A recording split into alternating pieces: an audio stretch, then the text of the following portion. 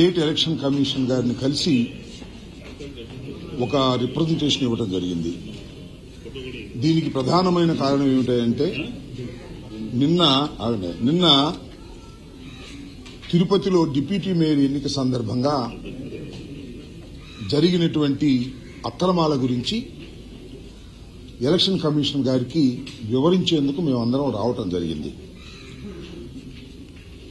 3వ తారీఖున తిరుపతిలో డిప్యూటీ మేయర్ ఎన్నిక జరగనున్నది. దానికి సంబంధించి శేఖర్ రెడ్డి అనే వ్యక్తిని ఒక కార్పొరేటర్ని మేము డిప్యూటీ మేయర్ అభ్యర్థిగా ప్రకటించడం జరిగింది. ఇంకా నామినేషన్ కూడా వేయలే. ప్రకటించగానే ఆయన మీద తీవ్రమైన ఒత్తిడి తీసుకొచ్చారు. ఆయన పార్ట్నర్గా ఉండి ఒక బిల్డింగ్ కడుతుంటే ఆ బిల్డింగ్ ను కూల్చివేసేశారు, భయభ్రాంతులకు గురి చేశారు. లీగల్ గా చట్ట ప్రకారంగా ఏదైనా ఒక భవంతిని కూల్చాలి అంటే దానికి లీగల్ నోటీస్ ఇవ్వాలి. కానీ ఏ విధమైన నోటీసు లేకోకుండా దారుణంగా దుర్మార్గంగా పోలీస్ బందోబస్తును పెట్టుకుని ఆ బిల్డింగ్ ని కూల్చివేసి నువ్వు డిప్యూటీ మేయర్గా పోటీ చేయడానికి వీల్లేదని, ఇంకెవరైనా ఉంటే వారిని కూడా ఈ విధంగానే చేస్తామనేటువంటి మాట మాట్లాడుతున్నారు. శిరీష్ గారు ఎవరైతే చైర్పర్సన్ గా ఉన్నారో, మేయర్గా ఉన్నారో ఆమె కూడా వెళ్లి అడ్డుకోవడానికి ప్రయత్నం చేసింది. ఆమెను కూడా లెక్క చేయకోకుండా ఈ రకమైనటువంటి దారుణానికి పాల్పడుతున్నారు. నేను ఇక్కడ చెప్పదలుచుకున్నది ఏమిటంటే చంద్రబాబు నాయుడు గారు రాజ్యసభ సభ్యుల్ని, మెంబర్ ఆఫ్ లెజిస్లేటివ్ కౌన్సిల్ని ఎవరైనా పార్టీలో చేరతామంటే ఆయన ఏం చెప్తున్నాడంటే బహిరంగంగా రాజీనామా చేసి రండి, మేము చేర్చుకోం, రాజీనామా చేసి వస్తేనే మేము చేర్చుకుంటాం అనేటువంటి మాట చాలా సందర్భాల్లో మాట్లాడారు. అదేవిధంగా మా దగ్గర నుంచి వెళ్లిపోయినటువంటి రాజ్యసభ సభ్యుల్ని రాజీనామా చేయించి కొత్త వారికి ఇచ్చారు. మళ్ళా బీరా మస్తాన్ రావు గారు లాంటి వారిని మళ్ళా తిరిగి ఎన్నుకున్నారు. మేము వారికి చెప్తున్నాం, కార్పొరేటర్ల విషయంలో మీకు అది వర్తించదా? ఇదన్నా ఉంటే మా పార్టీ నుంచి ఎవరైనా లాక్కోదలుచుకుంటే రాజీనామా చేయించి మీరు పోటీ పెట్టుకోండి, అంతే తప్ప మా పార్టీ తరపున గెలిచిన వారు, మా ఫ్యాను గుర్తు మీద గెలిచిన వారు వాళ్ళందరినీ ప్రలోభాలకి దౌర్జన్యాలకి పాల్పడి మీరు వాళ్ళని లాక్కునేటటువంటి ప్రయత్నం చేస్తున్నారు. ఇది చాలా దుర్మార్గమైనటువంటి విషయం.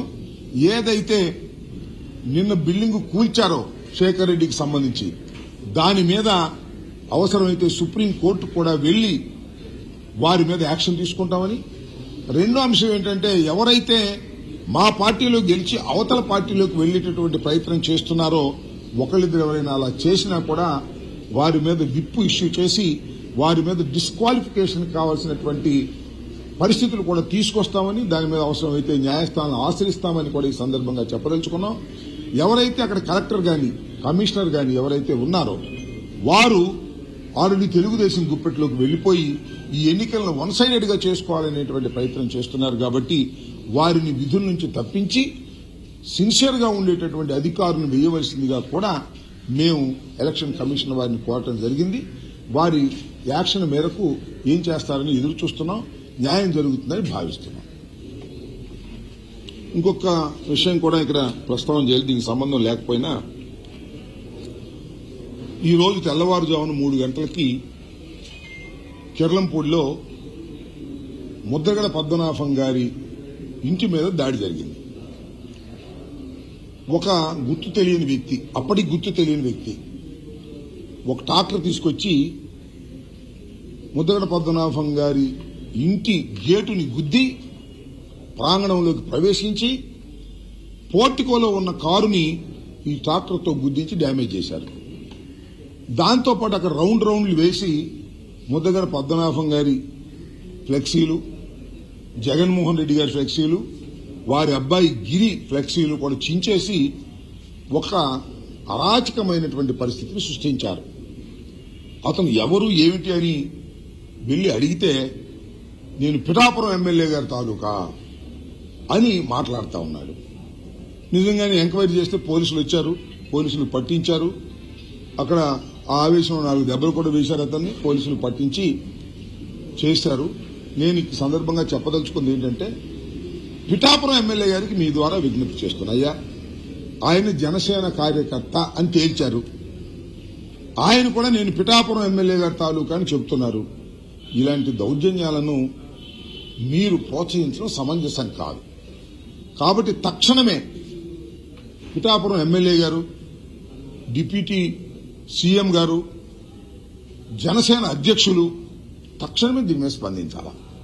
మీకు ముద్దగడ పద్మనాభం గారు అంటే గిట్టకపోవచ్చు, ముద్దగడ పద్మనాభం గారు వైసీపీకి ప్రచారం చేయొచ్చు, మీకు వ్యతిరేకం చేయొచ్చు. అయితే ఇలా జనసేనకు సంబంధించినటువంటి వ్యక్తులు ఇంటి మీద దాడి చేయటాన్ని మీరు ఖండించకపోతే ఈ ప్రజాస్వామ్యంలో మీరు దౌర్జన్యాలను ప్రోత్సహించేటటువంటి వ్యక్తిగా ముద్రపడేటువంటి అవకాశం ఉంది.